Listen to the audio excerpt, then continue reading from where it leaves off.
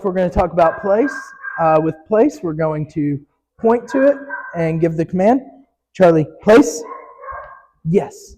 Now, once all 4 paws are up there, I'm going to mark that with a yes. Good place.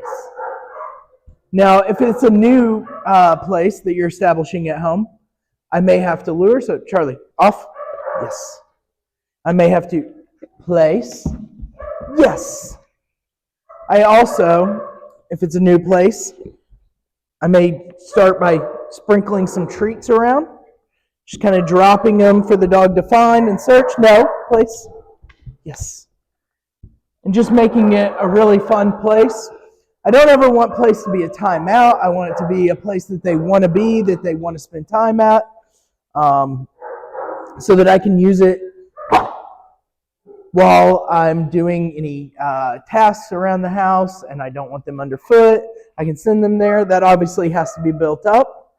So the way I'm going to build that up is I'm going to go away from place. I'm going to wait longer and longer, and then I'm going to go back. Good place.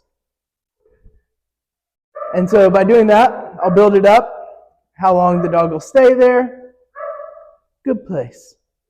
Now, we use an elevated platform here, but at your house, it can be anything. It can be a dog bed, it can be a bath mat.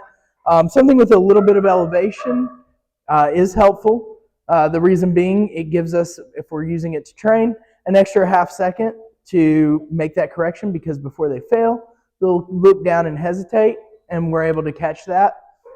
So another thing we like to do is not only expand, Charlie, place, how long the dog will stay on place, but also how far away we can be directing them to it. Charlie, come. Yes. Charlie, place. Yes. So to do that, I'm going to, Charlie, off. Yes.